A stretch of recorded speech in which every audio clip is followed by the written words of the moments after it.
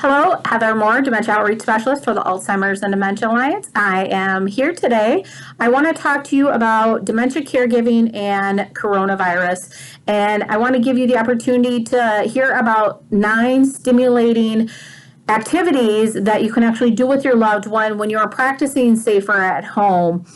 I know right now during these times, many of us have been advised and it's preferred that we try and stay at home as much as possible. And so doing different activities that we're used to doing outside of the home have become more difficult when we are more isolated in our homes. Sometimes these feelings of isolation can bring on further challenges for our loved one that has a diagnosis. So today I want to talk to you about some different cognitive stimulating activities that you and your loved one can do together in your home during these times. One thing you also want to think about, though, is the skills and abilities that your loved one is still able to do. So you want to think of activities that they are still able to participate in. Now, if they're nonverbal and can't have conversations and reminisce and recall different things with you, maybe you have to use more physical or verbal cues to actually try and engage them in these activities. So one of the first things that we want to talk about is activity number 1, reminisce. So this can be looking at old photograph books, picture albums. Maybe it's just an old school photo that you have of your loved one when they were school age. Talk about how they got to school, what school day was like. These long-term memories stay intact longer, so this is where reminiscing is very important. You could read books together, newspapers, look at pictures in magazines. By reminiscing, you want to be able to give them the opportunity to tell stories, share their memories that they still have about different things. Next is engage the senses. So with sight, watch TV or a movie together, look at books together, photos, bright colored photos, looking outside at the garden, looking outside just what the weather's like. Maybe there's neighbors, maybe there's kids playing, things like that. That is a way to engage the sight. Also coloring books. You're never too old to pick up some crayons and color in a coloring book. Now with sound and the sight, this is sound and music. Music is so important. It's very therapeutic at all stages. Get up and dance if you can. Even if your loved one is no longer mobile, you can still move their hands and their legs. You can stand up and you can dance with them. So music is very important, and you can engage that sense of sound by doing those types of activities. Touch, you want to have familiar objects, maybe some of their favorite things that they like to hold. If it is a pet therapy is very good to have a pet that sits on their lap. They do have animated pets for real pets that look just like and sound just like cats and dogs that you could actually get and let them sit on their laps. Blankets, throwing warm laundry on them. You finish a load of towels, that feeling of that warm laundry and just the smell and everything. You engage a couple of senses with that. With taste, do some small little taste testing of fresh fruit, candy, some of their other favorite foods. That's a way that you can engage taste with the senses. And the last sense, smell. If you have a flower garden or anything, smell flowers, the smell of fresh cut grass, different herbs and spices, candles, baby lotion, sometimes that familiar smell of what a baby smells like. You can put some on your arm or on their hands, but engaging that sense of smell is very important as well. Another cognitive stimulating activity is compare and contrast. With compare and contrast, we actually create a game to compare differences in things that we see in two objects.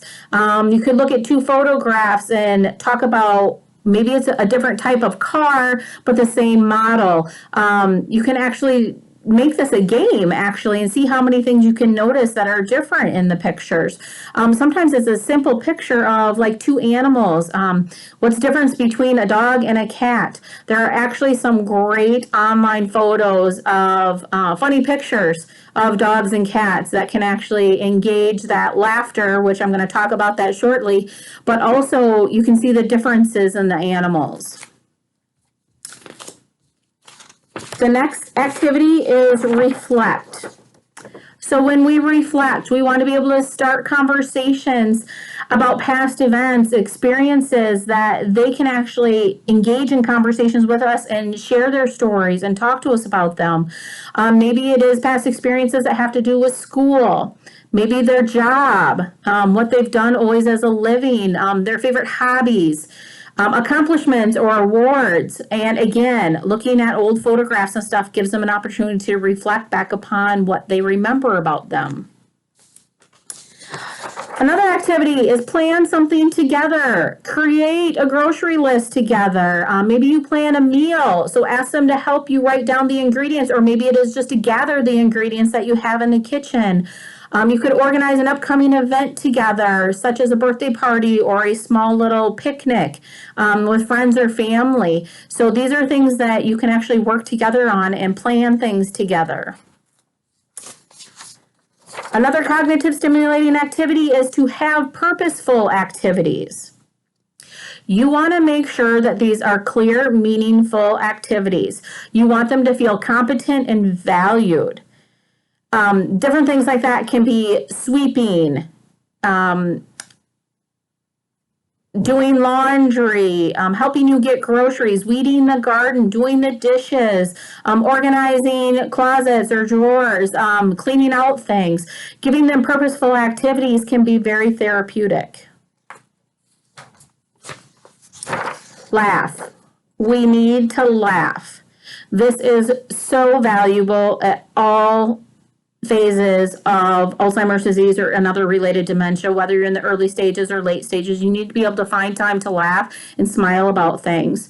So what you can do at home is watch some funny TV shows or a funny movie, tell funny stories, read some funny jokes. I talked about animals before, compare and contrast, but you could actually watch some really funny online videos of animals.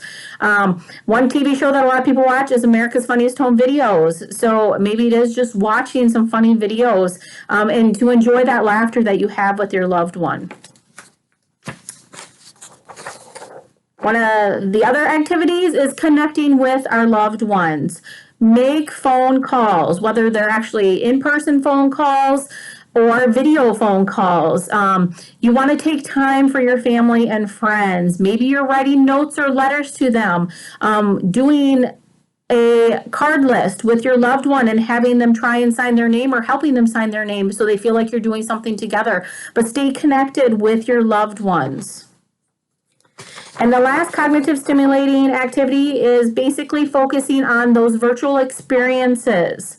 So there are many different virtual experiences you can actually go online. You can actually visit and tour museums, zoos. You can see some different animals and everything online. You can do online games, puzzles, singing, karaoke, music playlists. You can find all those. You can experience those virtually online. There are also memory cafes. So we actually are starting to host virtual memory cafes. Many organizations are doing that. But also we've tried to start doing our social distancing memory cafes. So hopefully some of those will be coming to your area where you can get out maybe in a park, a picnic area, and listen to some live music, see other people, but still keep your social distance. So we want to try and help people get out a little bit more. But there's all these virtual experiences you can go online. So if you have any further questions, please reach out to us at the Alzheimer's and Dementia Alliance. I hope kind of looking through some of these different cognitive stimulating activities gives you some ideas on things that you can do at home during this time of coronavirus. We wish you all the best. Take care. Have a good day.